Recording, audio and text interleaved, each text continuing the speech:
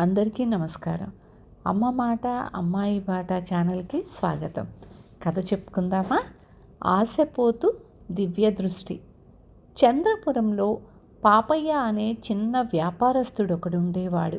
అతడు పరమ పిసినారి, ఆశపోతు.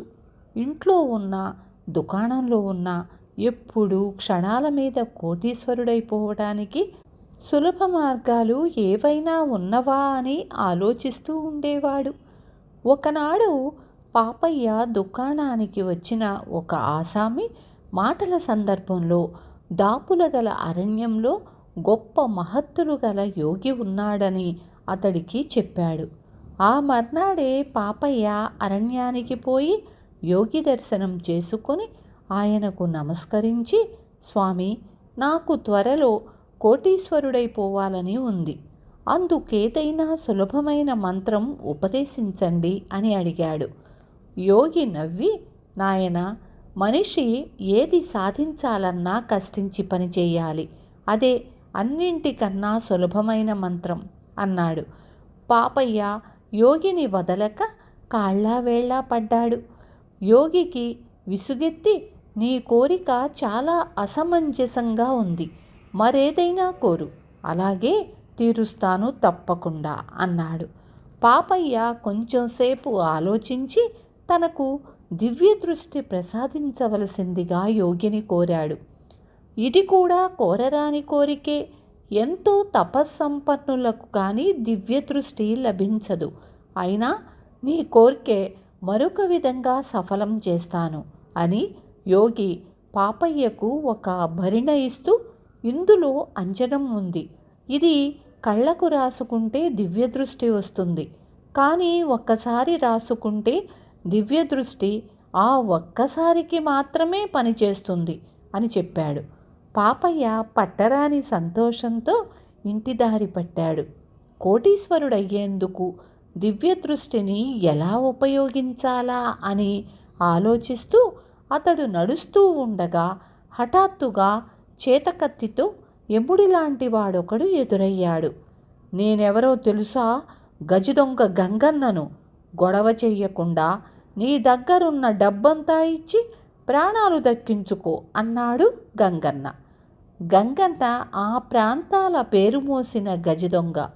చంద్రపురం రాజు ఎంతో కాలంగా వాణ్ణి పట్టుకోవాలని ప్రయత్నించి విఫలుడయ్యాడు. పాపయ్య తన దగ్గర డబ్బేమీ లేదని గంగన్నకు చెప్పినా ఆ మాట నమ్మక పాపయ్య దుస్తులు తడివి చూసి అతడి రొంటిన ఉన్న అంజనం బరిడ బయటికి లాగాడు. గంగన్న గద్దించి ప్రాణం తీస్తానని భయపెట్టిన మీదట పాపయ్య అంజనం రహస్యం చెప్పేశాడు.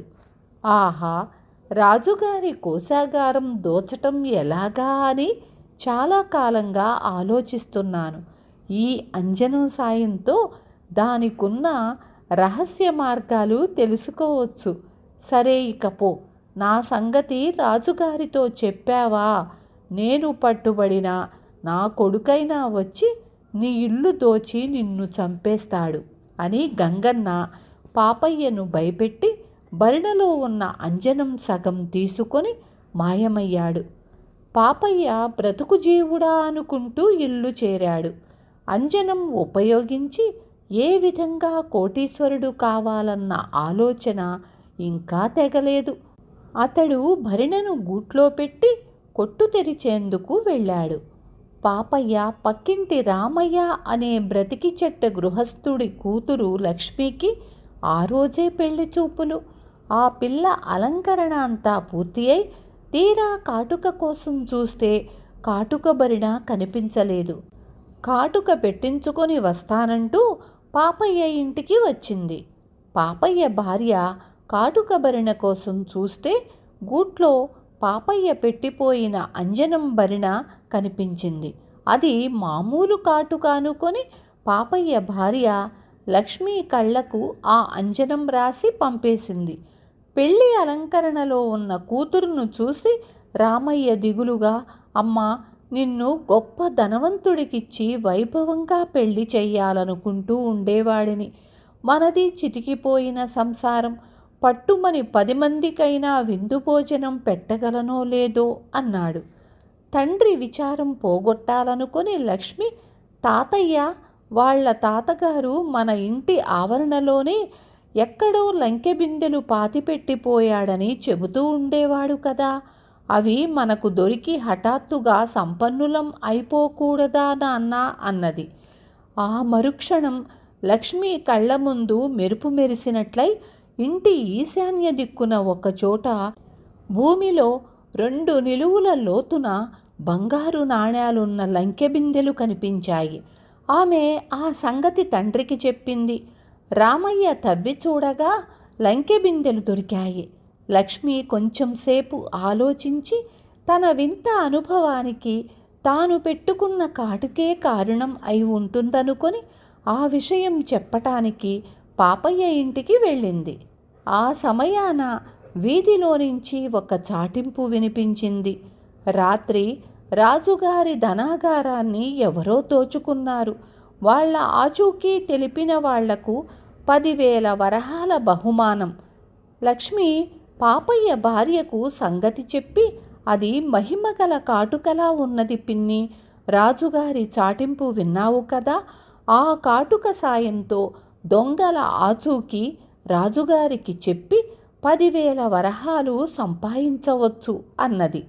లక్ష్మి పాపయ్య భార్యతో మాట్లాడుతున్నప్పుడు పొరుగింటావిడ మీనాక్షమ్మ కొంచెం దూరంలో నిలబడి ఉంది. ఆమె సంగతంతా విని ఏమీ ఎరగనట్లు తన ఇంటికి పోయి ఒక కన్ను పాపయ్య ఇంటి మీద వేసి ఉంచింది. రాత్రి కాస్త పొద్దుపోయాక పాపయ్య ఇంటికి తిరిగి వచ్చి అంజనం లక్ష్మికి ఉపయోగించిన తీరు విని భార్య మీద కస్సుమంటూ లేచి, దొంగల్ని పట్టుకుంటే ముష్టి 10,000 వరహాలే బహుమానం, కనీసం 1,00,000 వరహాలు దొరికేలా ఉంటే తప్ప లేకపోతే అంజనం వాడను అంటూ కేకలు పెట్టాడు. ఈ గొడవంతా విన్న మీనాక్షమ్మకు విషయమంతా పూర్తిగా అర్థమైపోయింది. ఆమె తెల్లవారుతూనే భర్తను రాజుగారి దగ్గరకు పంపించింది. రాజు పాపయ్య దగ్గర ఉన్న అంజనం సంగతి విని అతన్ని పిలిపించి కొరత వేయిస్తానని భయపెట్టిన మీదట అతడు జరిగినదంతా చెప్పేశాడు. రాజు పాపయ్య దగ్గర ఉన్న అంజనం తీసుకుని నా ధనాగారంలో దొంగతనం జరగబోతున్నదని తెలిసి ఆ సంగతి చెప్పనందుకు నిజంగా నిన్ను కొరత వేయించాలి, కానీ క్షమించి వదిలేస్తున్నాను అన్నాడు. తరువాత రాజు అంజనం సాయంతో దొంగ గంగన్నను పట్టుకొని వాడి నుంచి పోయిన సొమ్మంతా రాబట్టాడు. ఇందుకు తోడ్పడిన మీనాక్షమ్మ భర్తకు 10,000 వరహాలు బహుమానం ఇచ్చాడు. విన్నారు కదా, ఏదో వస్తుందనుకుంటే వచ్చేది కూడా పోయింది. రేపు మళ్ళీ ఇంకొక మంచి కథతో మీ ముందుకు వస్తాను.